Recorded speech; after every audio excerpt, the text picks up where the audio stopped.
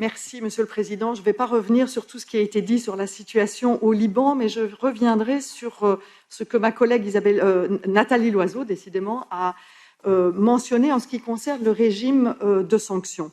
Le Conseil a décidé d'un cadre de régime de sanctions et pourtant il a à sa disposition aujourd'hui un certain nombre d'informations qui lui permettraient déjà d'identifier des personnalités. Je citerai deux axes importants. Le premier concerne le blocage de l'enquête en ce qui concerne l'explosion dans le port. Il y a aujourd'hui un rapport qui a été fait par Human Rights Watch qui identifie les responsabilités et qui montre à quel point aujourd'hui il y a des élus et des groupes politiques qui bloquent l'enquête aujourd'hui au Liban. Est-ce qu'il est possible de mettre sous régime de sanctions tout individu qui aujourd'hui bloque l'enquête interne au Liban concernant cette explosion? Le deuxième axe en matière de régime de sanctions concerne la question du lien très étroit entre le système bancaire et le système politique, et en particulier le gouverneur de la Banque centrale, M. Riyad Salamé, qui aujourd'hui est sous enquête en France.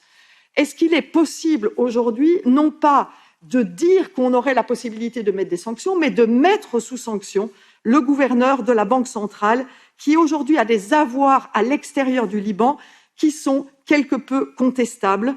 Et donc, il est intéressant de pouvoir voir à quel moment il est possible de mettre cette personne sous sanction. Et enfin, on parle des élections.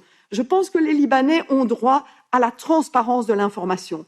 Est-ce qu'il est possible d'avoir un listing de tous les avoirs des personnalités politiquement exposées, de ces avoirs qui sont aujourd'hui en Europe et en Suisse, et qui permettrait de dire aux Libanais comment la classe politique a géré ces montants et ces avoirs dans les différents pays européens? Ça permettrait aux Libanais de faire des choix politiques qui soient des choix non pas à destination de personnes corrompues qui placent leur argent en dehors du Liban, mais au contraire à destination de personnes qui sont en faveur de la démocratie. Merci.